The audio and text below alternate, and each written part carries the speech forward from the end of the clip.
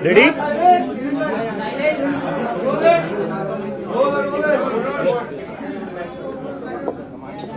Ready? नमस्कार सगळ्यांना. पहिले मराठीमध्ये करू आपण, नंतर हिंदीमध्ये करू. तर 6 जूनला आपण सगळ्यांनी पाहिलं, दिल्लीच्या जंतर मंतरवर हजारो लोक आले होते काँग्रेस जनता पार्टीच्या शांतीपूर्ण आंदोलनासाठी. याच्यावर एक गोष्ट सिद्ध झालेली आहे आता, की या देशाचा जो तरुण आहे, जो युथ आहे, तो आता घाबरणार नाहीये, तो आता मागे सरकणार नाहीये. नीटच्या परीक्षेत आतापर्यंत 6-7 विद्यार्थ्यांनी आत्महत्या केलेली आहे. सीबीएसईचे जे 17 लाख स्टुडंट्स आहेत त्यांचं फ्युचर अफेक्ट झालेले आहे. एसएससी जीडीचे अजून 16 लाख स्टुडंट्स आहेत, त्यांचं फ्युचर अफेक्ट झालेलं आहे. असं एकंदरीत पाहिलं तर आपण एसएससी जीडी, नीट, सीबीएसई आणि सीयूईटी हे स्टुडंट जर बघायला गेलं तर 1 करोडपेक्षा जास्त स्टुडंट्सचे फ्युचर अफेक्ट झालेलं आहे. तरीही याची जिम्मेदारी घ्यायला कोणी तयार नाहीये. त्याचसाठी आम्ही 6 जूनला जंतर मंतरवर आंदोलन केलं होतं आणि आम्ही डिमांड केली आहे की धर्मेंद्र प्रधान यांनी तुरंत रेजिग्नेशन दिलं पाहिजे. कारण की जिम्मेदारी घ्यावं लागलं. देशातले 5-6 स्टुडंट जे उद्या जाऊन डॉक्टर बनले असते, ज्यांनी दुसऱ्यांचे प्राण वाचवले असते, आज त्यांनाच त्यांचा जीव द्यावा लागलाय. कशामुळे? सिस्टमच्या फेलियरमुळे. तर याची जिम्मेदारी कोणीतरी घेतली पाहिजे आणि त्यासाठी आम्ही सांगितलेलं की धर्मेंद्र प्रधान यांनी शनिवारपर्यंत राजीनामा दिला पाहिजे. राजीनामा जर नाही झाला तर आम्ही देशव्यापी आंदोलन सुरू करणार आहे आणि त्याची सुरुवात उद्या पुण्यापासून सुरू होणार आहे. पुण्यात उद्या 4 वाजता आम्ही आमचा शांतीपूर्ण प्रोटेस्ट करणार आहे आणि त्यानंतर आम्ही लखनौ, अमृतसर, जयपूर, बँगलोर इथेही आम्ही प्रोटेस्ट करणार आहे. तर आमची परत एकदा विनंती आहे की तुम्ही काही करून जिम्मेदारी घ्या, नैतिक जिम्मेदारी घ्या. तुमच्यामुळे स्टुडंट्स आत्महत्या करतायत, लाखो करोडो स्टुडंट्सचं भविष्य बर्बाद होतंय तुमच्यामुळे, सगळं वाटोळं होऊ लागलं स्टुडंट्सचं. याची कोणीतरी जिम्मेदारी घ्यायला पाहिजे. देशात आज अकाउंटेबिलिटी राहिली कुठे? स्टुडंट्स ओरडू लागले, थकून चालले, पेपर लीक होऊ लागले, सर्व्हर डाऊन होऊ लागले. कोण जिम्मेदारी घेणार याची आणि कधीपर्यंत असं चालणार आहे? ते आमची परत एकदा मागणी आहे की धर्मेंद्र प्रधान यांनी त्वरित राजीनामा दिला पाहिजे आणि जर ते राजीनामा नाही देणार तर देशव्यापी आंदोलन होईल आणि त्यानंतर 20 तारखेला देशव्यापी सगळ्याच जागी मी स्वतः जाऊन प्रोटेस्ट करेल आणि तिथे जाऊन लोकांना आवाहन करेल की सगळ्यांनी दिल्लीला या. जर धर्मेंद्र प्रधान यांचा राजीनामा नाही झाला तर 20 तारखेला दिल्ली येथे सगळ्या देशातला तरुण येईल आणि धर्मेंद्र प्रधानचा राजीनामा घेतल्याशिवाय वापस जाणार नाही. धन्यवाद.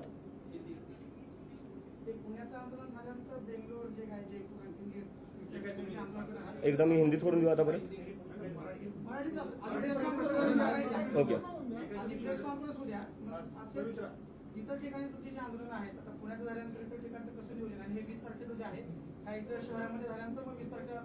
बरोबर. नाही, आमचं नियोजन चालू आहे. आम्ही जिकडे तिकडे आमच्या टीम्स आहेत, आम्ही कोऑर्डिनेट करतोय आणि पुढच्या काही दिवसात आम्ही तिकडे आंदोलन करणार आहेत. आणि कॉन्टॅक्टने आम्हाला राजीनामा पाहिजे. कॉन्टॅक्टचं आम्ही काय करणार?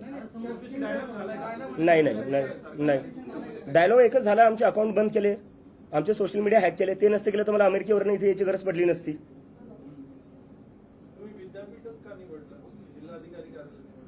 विद्यापीठात काय प्रॉब्लेम आहे सर? नाही, प्रॉब्लेम काय?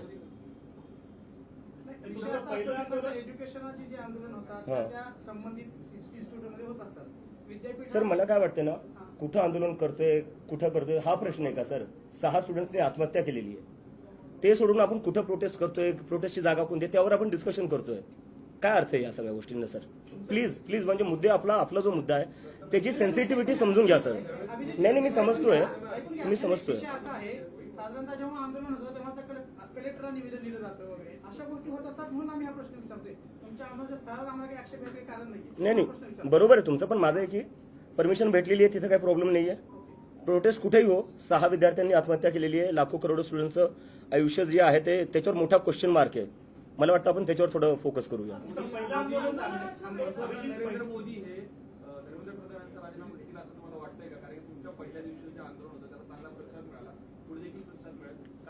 मला असं वाटतं जर ते रशिया युक्रेनचं वॉर थांबवू शकतात तर राजीनामा तर घेऊ शकतात.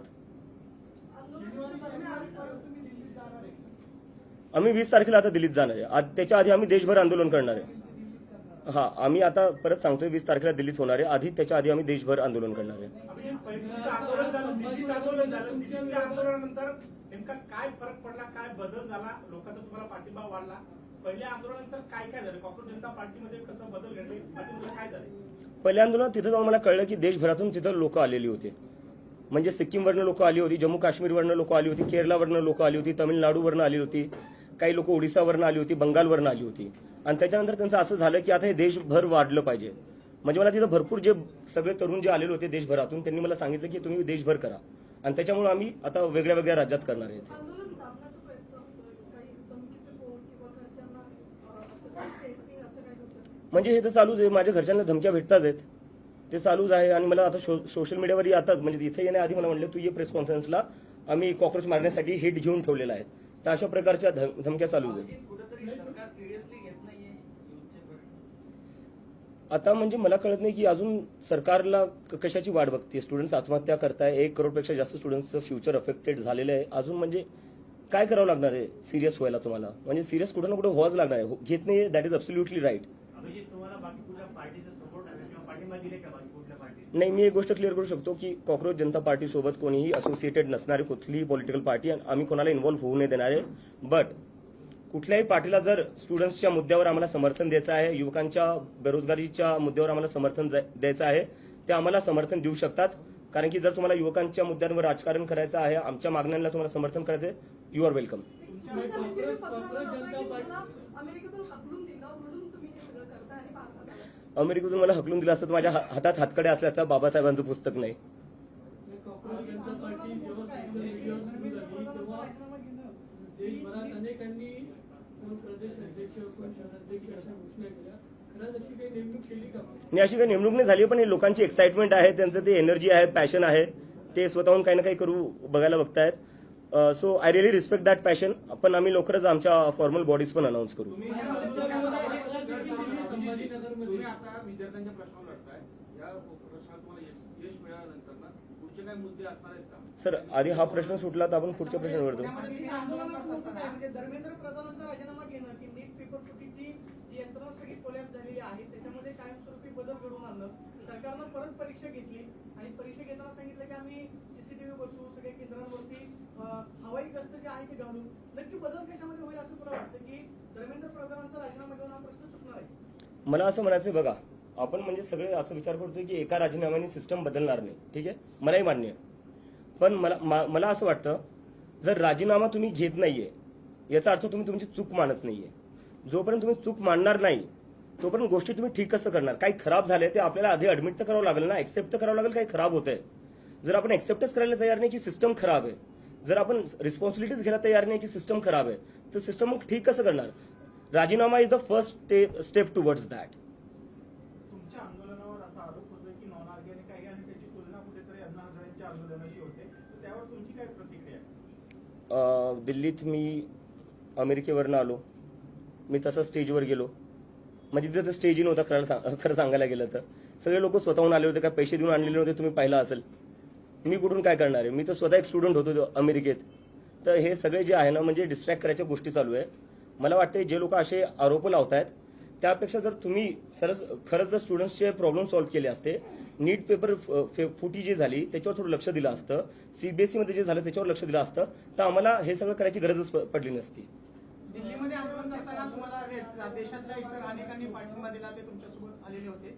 पुण्यामध्ये आंदोलन करताना असे पुण्यातले कोणते घटक आहेत, कोण व्यक्ती आहेत की तुमच्या आंदोलनाला तुम्हाला सपोर्ट देण्यासाठी आलेले आहेत? आता हे आंदोलनाचं आयोजन करताना तुम्ही कोणासोबत कोऑर्डिनेट करतात, कोणाशी चर्चा करतात? ही मंडळी कोण आहे की तुमच्यासोबत पुण्यामध्ये भक्कम उभे राहिले? नाही, पुण्याचे जेवढे काही स्टुडंट्स युनियन्स आहेत ते सगळे एमपीएससीचे असो, पुणे युनिव्हर्सिटीचे असो, ते सगळेच आमच्या सपोर्टमध्ये आहे. बाकी आम्ही एक लवकरच प्रेस रिलीजमध्ये बाकी सगळी इन्फॉर्मेशन टाकून देतो. सोशल मीडियाचे फॉलोअर्स आणि आंदोलनात सहभागी होणारे फॉलोअर्स याच्यात काय खूप फरक जाणवतोय? कशामुळे जाणवतो? सर, नाही, पहिले जेव्हा हे सुरू झालं होतं 15 तारखेला, 15 मेला सुरू झालं होतं कॉक्रोच जनता पार्टी, तेव्हा भरपूर लोक बोलत होते की हे सोशल मीडिया पुरतंच राहणार आहे, जमिनीवर कुणी येणार नाही. आपण 6 जूनला पाहिलं जमिनीवर काय झालं, पूर्ण जंतर मंतर भरलेलं होतं. तर याच्यात कोणी मिसअंडरस्टँडिंगमध्ये राहू नये की हे आंदोलन जमिनीवर चालणार नाही. मला वाटते 6 तारखेला तरुणांनी दाखवून दिलं. आणि आता सगळ्यांच्या माध्यमातून तुमच्या सगळ्यांच्या माध्यमातून मला सगळे जेवढे पेरेंट्स आहे, आई वडील आहेत, त्यांना अपील करायची आहे. मला माहिती तुम्हाला भीती वाटत असेल जेव्हा तुम्ही तुमचे लेकरं राजकारणावर काय बोलत असेल किंवा सरकारला जॉब विचारत असतील. माझ्या आईला भीती वाटती. माझी आई तर म्हणजे मी युएसला जेव्हा 2 वर्ष आधी गेलो होतो थोडी रडली नव्हती जेवढी मी वापस येताना रडली. आणि ती मला म्हणत होती तू वापस येऊ नको, हे तुला अटक करतील किंवा दुसरं काही करेल, तुझ्यावर हल्ला होईल. पण मी तिला म्हणलं यावं लागेल, कोणाला ना कोणातरी बोलावं लागेल. तर माझे जेवढे आईवडील हे बघताय त्यांना सांगतोय, तुमच्या लेकरांना बोलण्यापासून थांबू नका. जोपर्यंत मी एकटा बोलत राहील तोपर्यंत असू शकता हे मला एकट्याला आवाज दाबायचा प्रयत्न करतील, पण जेव्हा लाखो करोडो स्टुडंट्स सोबत बोलतील ना तेव्हा यांची हिंमत होणार नाही कोणाचा आवाज दाबायला. आणि जेलमध्ये जर कोणाला टाकायचं तर मी जेलमध्ये जायला तयार आहे, तुमच्या लेकरांना जेलमध्ये जाऊ नाही देणार, मी त्याची जबाबदारी घेईल. पण तुमच्या लेकरांना तुम्ही बोलण्यापासून थांबू नका. अभिजित आता अमेरिकेतून आलेला आहे, परत जाणार आहे का आता भारतात? नाही आता इथंच सर, म्हणजे आता बॅक फॉर गुड. उद्या किती सपोर्ट एक्सपेक्टेड आहे, किती लोकांचं? उद्या हजारोमध्ये परत होईल. मला तर वाटतं जंतर मंतरपेक्षा मोठा होऊ शकतो. तुमच्या आंदोलनावर टीका होती, आंदोलनावर टेररिस्टची मदत घेतली जाते पर्यंत कशाची आतंकवाद्यांची मदत घेतली जाते. आज पत्र देखील संभाजीनगरमध्ये पोलीस, मुंबईतल्या एका माणसाने पत्र देखील लिहिलं पोलिसांना. तर दिल्ली पोलिसने एका आतंकवाद्याला परमिशन दिली असं म्हणायचं तुम्हाला? पुणे पोलिसने एका आतंकवाद्याला परमिशन दिली असं म्हणायचंय? असं म्हणायचं नाही. एक minute sir, I am answering sir please. ठीक आहे, लिगली करतो आम्ही, म्हणजे बेस काय याच्यात. आणि चला ठीक आहे, हे एकदा मी अज्युमी करतो. चला म्हणजे मी एक पाहिलं, वेदांत जो होता 17 वर्षाचा स्टुडंट, ठीक आहे, त्या 17 वर्षाच्या स्टुडंटला पाकिस्तानी बोलण्यात आलं जेव्हा त्यांनी सीबीएसई मध्ये काय घोळ चालला तो एक्सपोज केला. तर तुम्ही मला पाकिस्तानी म्हणताय, जो 17 वर्षाचा सीबीएसई स्टुडंट आहे त्याला पाकिस्तानी म्हणताय. तुमच्यासारखे जे पत्रकार आहे जे सरकारला प्रश्न विचारतात ते त्यांना पाकिस्तानी बोलल्या जातं. तर मग या देशात भारतीय राहिलो कोण? फक्त भाजपाले आणि त्यांचा आयटी सेल, आणि आम्ही सगळे बाकी पाकिस्तानी झालो. काय अर्थ आहे याला? एकदम ऑफेंड होऊ नका, आम्ही चांगल्यासाठीच तुम्हाला प्रश्न विचारतोय. तर आता तुमच्याकडे आता तुम्ही युथ आहात, तुम्ही भारताचे भविष्य आहात, पण तुम्ही फक्त ह्या धर्मेंद्र प्रधानच्या याच्याबद्दल बोलता, पण तुमच्याकडे तुमची काय मॉडेल्स ऑपरेटिंग, पुढे भविष्यासाठी तुमचे काय प्लॅन्स ते बिलकुलच सांगत नाही. सर 15 दिवस झालेत सुरू होऊन, 15 दिवस झाले सर. युथनी भारताला हेच मिळवून दिलं, इंडिपेंडन्स. किती वर्ष लागले होते सर? ते वर्षाचं नाही, त्यांनी ते लढले म्हणून भेटले. हो, पण किती वर्ष? ठीक आहे ना. आम्हाला 15 दिवस झाले सुरू होऊन. अभिजित, तुम्ही म्हणे की आता तुम्ही इकडे थांबणार जाणार नाही. Yes. तर तुम्ही अमेरिकेत नेमकं कशासाठी होता? नोकरी होती, शिक्षण होतं, ते संपलं नाही. का? आणि Yes. त्यानंतर आता भारतात येऊन परत कायमस्वरूपी राहणार, तर काय प्लॅन आहे तुमचा? माझं मास्टर्स चालू होतं, मी मास्टर्ससाठी गेलो होतो आणि आता मी जॉबसाठीच अप्लाय करत होतो. हे 15 दिवसाआधी माझं म्हणजे हे होतं की अमेरिकेत मी बेटर ऑपॉर्च्युनिटीसाठी गेलो होतो, तिथं सेटल व्हायचं होतं आणि जॉब्स अप्लाय पण करत होतो. आणि जेव्हा हे सगळं झालं, थोडं माझं आर्टिकल्स आले इंटरनॅशनल मीडियामध्ये पण, त्यानंतर मला जॉब्सची ऑफर पण भेटल्या. पण बरेचसे कॉक्रोच जनता पार्टीचे कॉक्रोचेस होते, ते सारखे म्हणत होते आपल्याला हे आंदोलन पुढे घेऊन जायचंय, आता आपल्याला हे सोशल मीडियापुरतं लिमिटेड नाही ठेवायचंय. त्यामुळे मग मी कुठं ना कुठं मला एक रिस्पॉन्सिबिलिटी होती माझ्यावर, मी सुरू केलेलं, त्यामुळं की मला कुठं ना कुठे देशात वापस यावं लागेल. आणि त्यामुळे मी आता इथं आलोय. भीती होती त्यांना? हा? एक भीती होती कॉक्रोच जनता पार्टीची आता राजकीय स्थापना झाली का? काय झालं पुढे? काय नाही, ही एक मुव्हमेंट आहे सर, ही एक मुव्हमेंट आहे. आणि मी परत तुमच्या सगळ्यांना रिक्वेस्ट करतो, मी ऑफेंड नाही होते सर, मी रिक्वेस्ट करतो कारण की 15 दिवस झाले.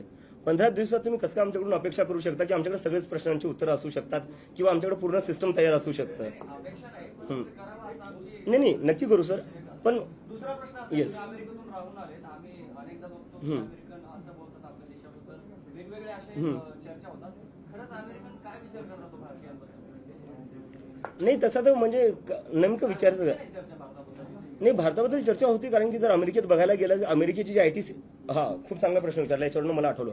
अमेरिकेची जी आयटी आहे, आयटी इंडस्ट्री, ते सगळे भारतीय चालवतात. सिलिकॉन व्हॅली जी आहे तिथं सगळ्या मोठ्या पोझिशन्सवर सगळे भारतीय आहेत.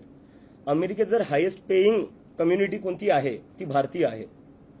तर असं नाही की आपल्या देशात टॅलेंट नाही आहे, आपल्या देशात खूप टॅलेंट आहे. आपल्या देशात टॅलेंट इतकं आहे की युरोप असो का अमेरिका, तिथं सगळ्याचं हायेस्ट पेईंग जॉब्स जे आहे ते भारतीयला भेटतात. पण आपल्या देशात काय होत आहे? आपल्या देशात ती ऑपॉर्च्युनिटी आणि प्लॅटफॉर्म का नाही भेटत आहे जो बाहेर देशात भेटतोय? नीटचा पेपर जो फुटला त्याला जबाबदार कोण आहे? म्हणजे एनटीएचा संपर्क मराठवाड्यातले अनेक क्लासेस चालू झाला. पेपर होण्याच्या आधी 10 दिवस त्यांच्याकडे पेपर होता. एनटीए मधले जे तज्ञ असतात त्या तज्ञांनी ते प्रश्न जे आहेत ते क्लासेस पर्यंत पोहोचवलेले होते. हे नक्की गळती कशी झाली? म्हणजे सरकारचे फेल्युअर आहे की एनटीए मधले याच्यामध्ये दोषी आहेत, त्याच्यामुळे मग एनटीएच्या कर्मचारी अधिकाऱ्यांवरती कारवाई करा? सरकारच्या आतल्या लोकांशिवाय कोणतीच गोष्ट लीक नाही होऊ शकत. आणि मला वाटतं त्यामुळेच एज्युकेशन मंत्रालयात थोड्या दिवसाआधी आग लागली होती. आता मला आता निघायचं, हिंदीमध्ये मी करतो. तुम्ही अमेरिकेत शिक्षण घेतलंय, तिथली समजा एज्युकेशन प्रणाली जवळ पाहिली ती पाहिली, काय बदल व्हायला पाहिजे, काय झालं पाहिजे, काय नाही काय? सर त्याच्यावर आपण नंतर बोलू, आता आपण मुद्द्यावर नाही. मला एकदा आता हिंदी जो पेपर फुटी मी हिंदीत बोलतोय. मला टाइमाचं लिमिटेशन है. 6 तारीख को दिल्ली के जंतर मंतर पर आंदोलन हुआ था. हम सबने देखा दिल्ली के जंतर मंतर पर किस तरह से हमारे शांतिपूर्ण आंदोलन को समर्थन मिला. पूरा जंतर मंतर भर गया था. इससे ये साबित होता है कि इस देश का युवा अब इस सरकार से डरता नहीं है, वो सवाल करेगा. और हम आज फिर से रिक्वेस्ट करते हैं एजुकेशन मिनिस्टर धर्मेंद्र प्रधान से, वो रिजाइन कर दे.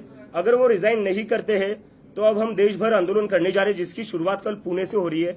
कल पुणे यूनिवर्सिटी में सभी लोग, सभी छात्र एमपीएससी के हो, नीट के हो, सभी छात्र आएंगे और एक बहुत बड़ा आंदोलन करेंगे और हम धर्मेंद्र प्रधान का रिजिग्नेशन की डिमांड करेंगे. इसके बाद लखनऊ, अमृतसर, जयपुर, बेंगलोर जैसे जगह पर भी मैं खुद जाकर आंदोलन करूंगा और ये आंदोलन पूरी तरह शांतिपूर्ण होगा और डेमोक्रेटिक होगा. और इसके बाद भी अगर धर्मेंद्र प्रधान रिजाइन नहीं करते हैं तो हम सब इस देश के युवा दिल्ली में फिर से 20 तारीख को जंतर मंतर पर आएंगे और धर्मेंद्र प्रधान का रिजिग्नेशन लिए बिना नहीं लौटेंगे. और मैं आखिर में ये कहना चाहता हूं सभी लोगों से, सभी स्टूडेंट से, सभी युवाओं से, अब हमें सबको मिलकर आवाज उठानी पड़ेगी. जब तक ये लोग हमारी बात नहीं सुनते, हमें सबको साथ में आना पड़ेगा. कब तक इस देश में स्टूडेंट सुसाइड करते रहेंगे, कब तक इस देश में पेपर लीक होते रहेंगे, कब तक इस देश में सर्वर डाउन होते रहेंगे और उसके बाद भी मंत्री अपनी कुर्सी पर बने रहेंगे. अगर आपकी एक गलती हो जाए, आपका फ्यूचर बर्बाद हो जाएगा. अगर आप कंपनी में कोई एक गलती कर दो, आपकी जॉब चली जाएगी. लेकिन यहाँ गलतियों पर गलतियां हुई जा रही है, लेकिन फिर भी रेजिग्नेशन नहीं हो रहा है. तो हमें कहीं ना कहीं इस देश में अकाउंटेबिलिटी फिक्स करनी पड़ेगी और उसके लिए सभी लोग हमारे आंदोलन को सपोर्ट करें. Thank you.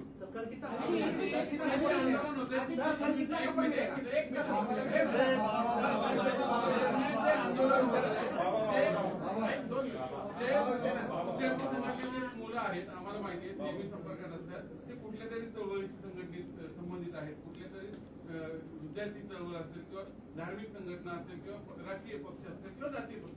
मग हे ऑर्गॅनिक जनता पार्टी, कॉक्रोच जनता पार्टी कुठं आहे? ही सगळी कुठल्या संघटनेत काम करणारी मुलं आहेत. ऑर्गॅनिक जनता पार्टी कुठे येणार आहे?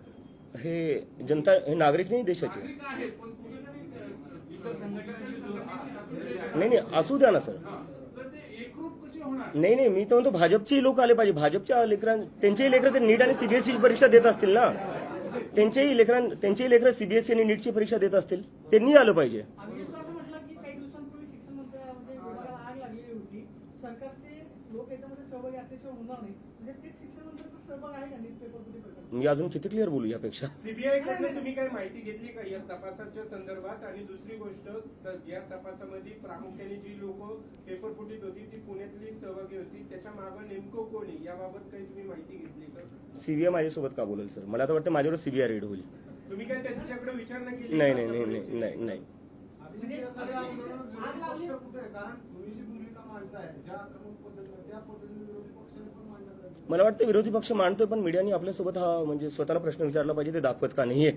तुमचं मानतो तर त्यांचं काय मांडणार? नाही.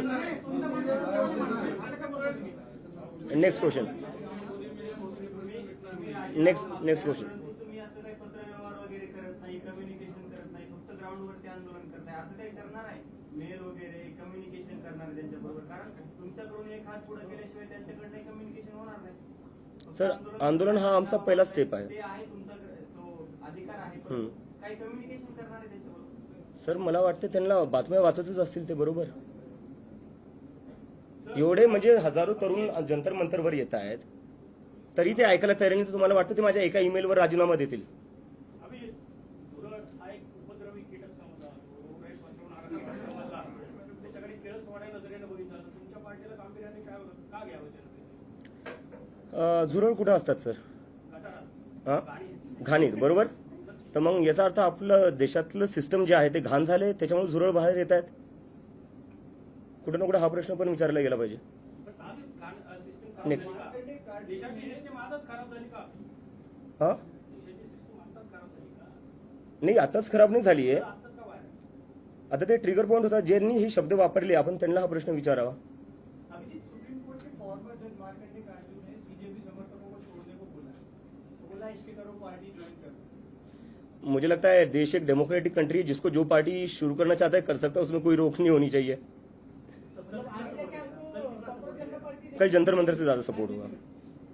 आगे जाके राजनीति में 2029 के लोकसभा चुनाव के पहले कांग्रेस जनता पार्टी देखने को मिलेगी। सर मैं कह रहा हूँ 15 ही दिन हुए हम लोगों को शुरू करके। सर ये सोशल मीडिया तक ही सीमित रहेगा? हाँ? नहीं, सोशल मीडिया तक तो सीमित नहीं रहेगा सर, इतना मैं आपको गारंटी है। मूवमेंट है, पर कुछ लोग बोल रहे हैं कि सोशल मीडिया ट्रेंड है जो 15 दिन महीना भर चलता है, उसका कौन होता है, इसके ऊपर आप क्या बोलेंगे? 15 दिन हो गए, जंतर मंतर पर आ गए हम, ट्रेंड तो कहाँ रहा, अब तो जमीन पर आ गए। पार्टी काय आहे त्यावेळेस वाटलं होतं का की एवढा मोठा रिस्पॉन्स? सर खरं सांगायला गेलं तर मी काहीच प्लॅन करून केलं नव्हतं। मी प्ले स्टेशन खेळत होतो जेव्हा मी ते ट्विट केलं होतं, आणि त्याच्यानंतर मी एकदमच पाहिलं की लोकांचा खूप सगळा प्रतिसाद आला, आणि त्याच्यानंतर मी पाहिलं की आता प्रतिसाद आलाय तर एखादं हँडल सुरू करून टाकतो ट्विटरवर किंवा इंस्टाग्रामवर। दुसऱ्या दिवशी मी उठून पाहिलं त्याच्यावर 1 मिलियन फॉलोअर झाले होते।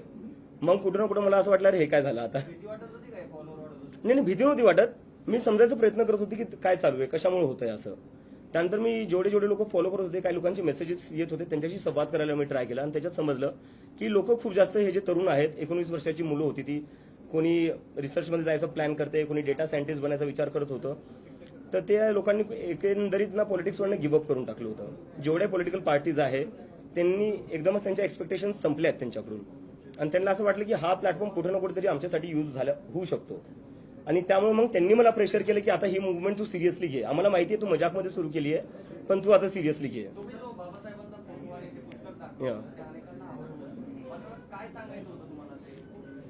त्याच्याने मला हे सांगायचं होतं, ही जी मुवमेंट आहे ती संविधानाच्या हद्दीत राहूनच चालेल आणि संविधानाचं पालन करूनच चालेल। Okay, thank you.